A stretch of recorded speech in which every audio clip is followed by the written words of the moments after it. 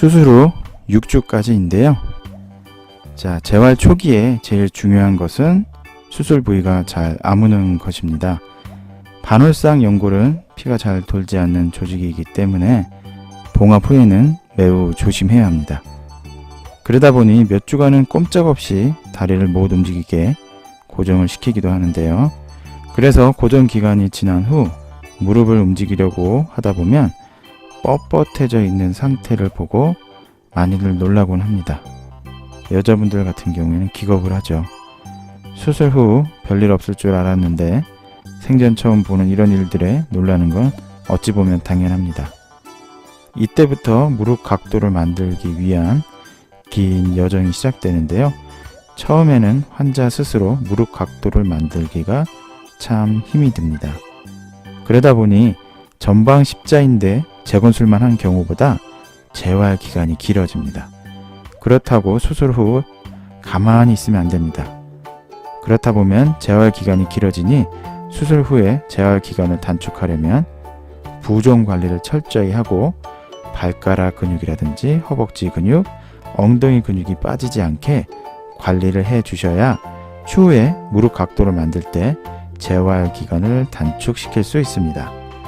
수술 후 6주까지는 보조기를 차고 목발을 짚고 어느 정도는 걸어 다닐 수 있는데요. 그렇다고 오래 걸어 다니면 무릎이 부을 수 있고 수술 부위에 자극이 갈 수 있기 때문에 조심해야 합니다. 보조기 각도는 의사마다 다른데 60도까지 맞추는 이유는 그 각도를 넘어서 무릎이 구부러지게 되면 수술 부위에 자극이 가해지기 때문입니다. 이 단계에서 해야 할 임무가 있습니다. 먼저 부종 관리를 해줘야 하는데요. 무릎을 많이 못 구부리다 보니 소파에 다리를 올리거나 의자에 다리를 올리고 부종 관리를 하는 게 잘 안 됩니다. 아예 안 된다고도 하지요. 그래서 저는 이럴 때는 베개 같은 거를 추천을 해드리는데요. 좀 더 이런 부분을 용이하게 해주는 제품이 하나 있습니다. 가누다 다리 베개라는 게 있는데요. 그런데 이 제품이 가격이 좀 나갑니다. 내가 여유가 있고 사고 나서도 후회하지 않을 거다 라고 하시는 분들은 사셔도 되고요. 다리가 자주 부어서 고생하시는 분들은 이 제품을 사시면 후회는 안 하실 듯 합니다.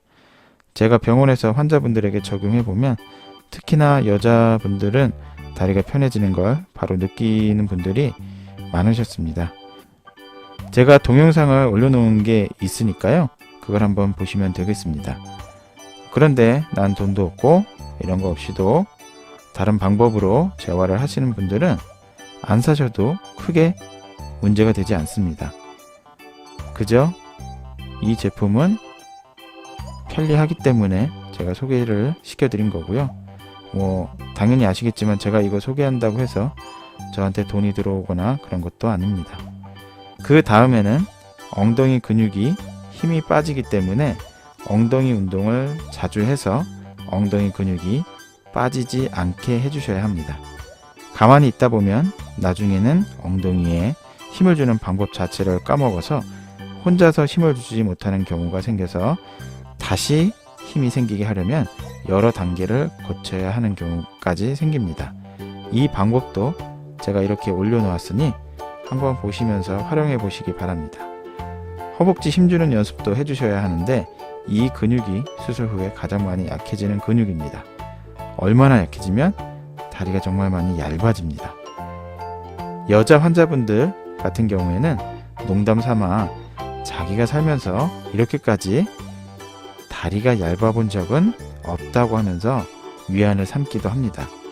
수술 후 초기 재활에서는 무릎 각도의 회복과 근육의 약화 방지 및 근기능 유지가 그 목적입니다.